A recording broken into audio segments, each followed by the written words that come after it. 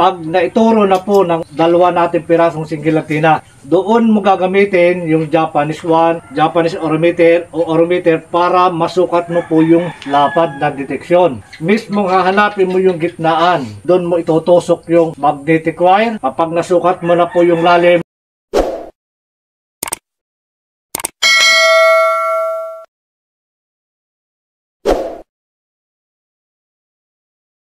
isang mapagpalang araw po at magandang buhay sa ating pong mga kabayan, sa ating pong mga ka-TH. Ito po yung pinusuan ng ating ka-TH mula po sa Kasiguran Aurora, isang pares na singilatina, at mula naman po sa Negros Oriental, ito po yung isang aurameter.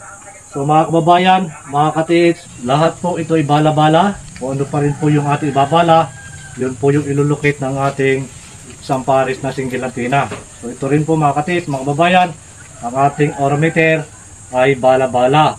Ang aurameter po ay isa sa napakahalaga, lalo na kapag tayo po ay nagsimula na maghukay hanggang sa milalim. Ang aurameter, Japanese one, maging Japanese aurameter, yan po yung huhuli sa aura na gold kapag nandun na po tayo sa ilalim. So ito pong ating dalawang pirasong singilatina, maging triple antenna, ayan po ay pang long distance at pang ibabaw lamang ng lupa. So yan po ginagamit ang ating mga locator. Tagapagturo lamang ng lokasyon kung saan lumalabas po yung aura ng gold. So mga kababayan, mga ka-TH, muli nyo pa rin po ako samahan sa pagdidemo pa rin po ng pinusuan ng ating ka-TH, isang pares na singilatina mula po sa Kasiguran Aurora, at ito naman po ay mula sa Negros Oriental. Mga ka-TH, mga kababayan, ang locator po natin na dalawang pirasong singilatina, parehas po siya binabalahan. Alin man po sa dalawa, pwede niyong balahan, pero kapag ginamit niyo po yan, sabay mong gagamitin, isa lang po yung babalahan. So ayun po yung kagandahan, na kung mabali man yung antena, mayroon pa po tayong isa na pwedeng balahan, na yun po yung ating magagamit. So yung paghila po natin mga kababayan, mga ka-TH, o tay-tay lamang po natin hihilahin yan. So hindi po yung isang diretsong hinihila. Ito pa rin mga ka-TH, mga kababayan, depende na po kung ano po yung ibabala. At kung gold po yan, gold din po yung hahanapin ng ating locator. So ayan po yung bala natin. Diyan po yan inilalagay. At pwede ka pa rin po dito magbala ng pampuison, ng pambomba, o kaya alkitran. Yan po yung napakaganda, bala-bala po, na hindi po natin pwedeng idirekta yung gold na nakalagay na po dyan sa locator. Dahil kapag idinirekta na po natin yan, dapat wala na po yung lagay ng bala. Bakit mga ka-TH? Dahil kapag idinirekta mo po yung isang gold sa isang locator, so dyan mo lang po yun magagamit. Hindi mo na po magagamit yan kapag nag-locate ka ng bomba, kapag gusto mong alamin na kung may poison, yan, hindi na po yan dahil nakadirekta na po yung gold. Yun po yung pagkakaiba na kapag direkta at hindi po direkta yung ating ibinabala. So ito pa rin mga ka-TH, mga kababayan, ito po yung dalawang piraso na singilatina na pinusuan po ng ating ka-TH mula po sa Kasiguran Aurora. Huwag mo pong kakalimutan yung pagpahid pa rin po ng dulo ng antena sa lupa, lalo na kung paiba-iba po yung area na yung pinupuntahan. So mahalaga po yan at malaki po may tutulong sa pagpahid ng antena natin sa lupa. So ito pa rin mga ka-TH, mga kababayan, mayroon pa rin po ako dito ilulocate. Ito po yung Saudi Gold Ring. Ito pa rin mga ka-TH, mga kababayan, yan po yung ating ilulocate gamit po ang dalawang piraso na singilatina. So mga kababayan, sikapin nyo po na laging practice sa pag-aaral po ng ating locator. Wala naman po agad nagsimula na marunong na. Lahat po yan ay pinag-aaralan, pinagsisikapan kung paano tayo matututo sa paggamit po ng ating locator. Kung paano po yung pinapagalaw, kung ano po yung tamang paghawak, tamang taas, at kung paano mo siya pagagalawin. Nandyan po yan. At ganoon din po yung mga magnetic field. Yung ating kaisipan, dapat focus po doon sa ating hinahanap, hindi po naglalayag. So ito pa rin mga ka-TH, mga kababayan, mahalaga pa rin po na kapag tayo ay gagamit ng locator o anumang klaseng locator ang hawak mo, iwasan po natin yung mayroon tayong relo. Iwasan natin na mayroon tayong kwintas, ikaw, meron tayong ring sa kamay o kaya yung cellphone natin na nakalagay sa ating baywang na nakasuksok. So iwasan po natin yan para hindi po masira yung ating ground patungo po doon sa ating target. Kaya muli ko pa rin pong ibinabahagi yung mga dapat na alisin dahil yun po yung bawal. Dahil magkakaroon po tayo kapag tayo mayroong suot na relo. So yung frequency po natin, hindi po yun buo. Basta po yan, nasa halip ko ano po yung ating ibinabala. Kung gold po yung ating bala, meron nakakadikit dito sa ating balat na relo, stainless. So magkakaiba po yung kanyang deteksyon. Dapat, kung ano po yung ating binala, yun po yung ilulocate. Yun yung ituturo ng ating dalawang single antenna. Kaya ayan mga katis, mga babayan, iwasan po natin yung pagsuot ng relo o yung pong may bakal o operado sa katawan. Ito pa rin mga katis, pag itinaas mo po ang 2 pirasong single antenna, taas, pantay po yan, tungo na konti, at pag tinaas mo, pupundo po yan, at pag pumundo po yan, hayaan na po natin kung saan po yan babaling. So, ito pa rin, ito po yung ating gagawin. Ang paghawak po ng ating kamay, gitna palad, at higpit na konti. Yan. So ito pa rin. Mga katis, mga kababayan, pag itinaas po yan, dantaan. Yan, doon na po siya nagtuturo. Mahilay po yan ang aura ng gold. So dapat sabay po sila. Yan. So, ito pa rin. Sabay po sila natuturo. Huwag po natin kukontrahin mga katis. Kapag yan ay hindi lang ng aurang gold, makikita nyo po yan, sabay po yan. Narin po yan sa ating pagtaas, sa ating pong pulso. Na kapag tinaas po natin yan, magtuturo at magtuturo po yan kung nasa po yung aura ng gold. So yun po yung kagandahan na kapag manual ay kahit napakaliit na singsing, ikaw, napakaliit po niyan ay may kakayanan na makapaglukit po ito dahil siya ay manual. Yun po yung kagandahan mga katits. At muli pa rin po, ang 2 piraso na single antenna ay napakarami po niyang pwedeng paggamitan. Tulad pa rin po ng aking minabahagi na kapag 2 pirasong single antenna ay hindi mo nakakailanganin yung Japanese one sa paghanap po ng entrance ng tunnel, exit tunnel at close tunnel, maging sa sucker deposit, dahil meron na po siyang katuwang na pwede po natin gawing negative para sa atin pong paghanap ng entrada ng tunnel. So kapag naghukay ka na katiits, kakailanganin mo pa rin po yung Japanese one.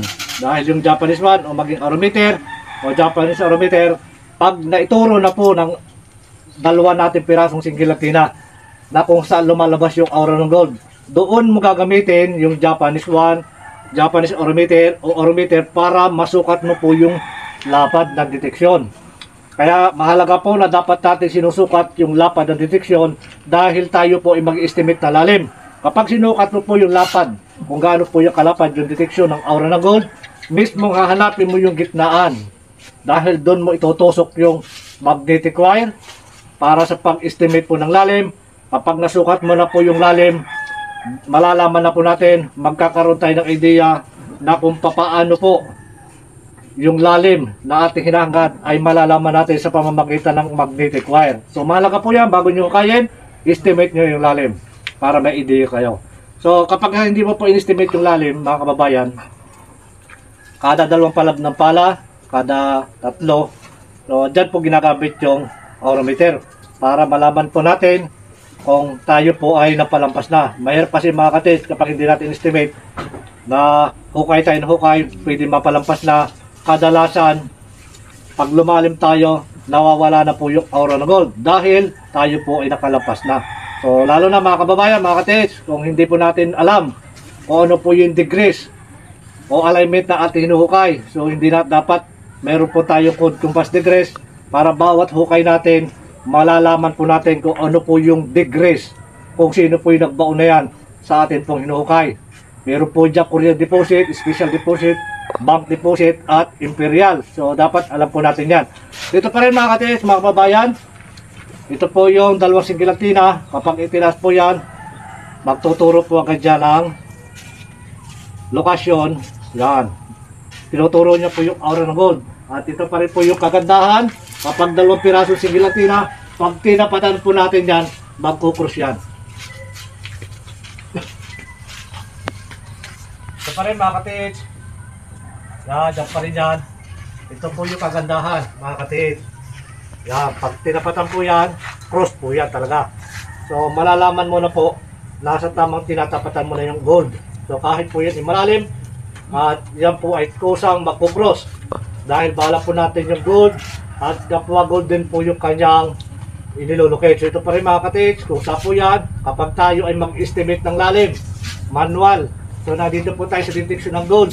So mahalaga pa rin po yung sinasabi ko na kailangan malaman mo yung baybayin, yung lawak ng detection ng aura ng gold, na kapag in-estimate mo, manual, alam mo yung lalabasan mo. Katulad dito mga ka-tips, pag tinapatan po yan, yan ang cross yan. So dapat alam mo yung guide, yung tapihan, para pagka lumabas ka, bumuka yan, huwag mo nang patatagalin. Na kapag mag-estimate yung lalay, pag bumuka yan mga ka-tips, alam mong pantay ng ganyan, lalakad ka ng dahan-dahan kung saan po yan mag-cross. Yun po yung unang estimate na lalim na binibigay po ng sigilantina, na kapag ikaw ay nakachinilas, kapag ikaw ay nakasapatos, kung times 10 yan, magiging times 20 po yan. So yun mga ka-tips, mga kababayan, napakahalaga po yung pagsukat ng lalim at yung lapad ng deteksyon, napakahalaga po niyan. Dito pa rin mga ka-tips, mga kababayan, ito po yung aura meter na pinusuan pa rin po ng ating ka-tips mula po sa Negros Oriental. So ito po yung aurameter, ito rin po ay bala-bala. O ano pa rin po yung ating ibabala, yun po yung ilulukit ng ating pong aurameter. So ano po yung aurameter? Ang aurameter po ay ginagamit yan pag nasa ilalim na tayo o nasa ibabaw pa lamang. Basta tayo magsimula na maghukay, na-estimate natin yung lapad, na-estimate natin yung lalim. Pag nagsimula na tayo maghukay, kahit hindi ka na mayat may gagamit ng aurameter dahil na-estimate mo yung saktong lalim, so kahit sa 10 meters na lalim, kahit 3 beses ka lang gumamit ng aurameter dahil in-estimate mo yung lalim, ito po yung gampani ng aurameter na napakahalaga. Maging Japanese one yan, maging Japanese aurameter, na ito na po yung huhuli. Kaya mahalaga po na dapat kapag ikaw ay mayroong single antenna, mayroon kang triple antenna o anumang klase locator mo, dapat hindi ka mawawalan ng aurameter o Japanese one. Dahil malaki ang may tutulong nito, lalo na kapag tayo po ay nagsimula ng lumalim. Dito pa rin mga ka-tips, mga kababayan, ang aurameter po ay hindi pang long distance, pang tutukan lamang yan. Doon po ginagamit ang Japanese one, maging aurameter, pang tutukan lamang yan at hindi pang malayuan. Ang locator, ang triple antenna, yan po yung pang long range, pang long distance po yan. Ang Japanese one, aurameter, ay pang tutukan lang yan, na dapat hindi ka mawawala ng ganito. So pa rin mga ka-tips, yan, pag binitawan ko po yan, ang bali po ng ating pendulum, yan, papunta po yan doon sa ating target. So ito po yung pagkakaiba, na kapag ang ating aurameter, kapag tinapatan na po natin yan, yan, kapag tinapatan natin yan, nagka-counterclockwise siya. Yan po yung pagkakaiba na ginagawa po ng Treasure Hunter Mindoro Gold Vlog. Yan, hindi po siya naka-steady. So kapag tayo po lumampas, pabalik na po uli yung ating aurameter, doon po napunta sa likod. So yan mga ka-tips, mga kababayan, yan po yung gampanin ng aurameter, na kapag lumalim ka na lumalim, ay doon na po ito ginagamit. So muli po mga kababayan, mga ka-tips, maraming salamat po sa inyo lahat, sa lahat po na nag-subscribe, sa lahat po nanonood ng aking ina-upload na video. Pagpalain po tayo ng maraming biyaya. Dalangin ko na maging matagumpay kayo sa inyong hinahangan. Maraming salamat mga ka-tips. Hanggang sa muli, God bless you all.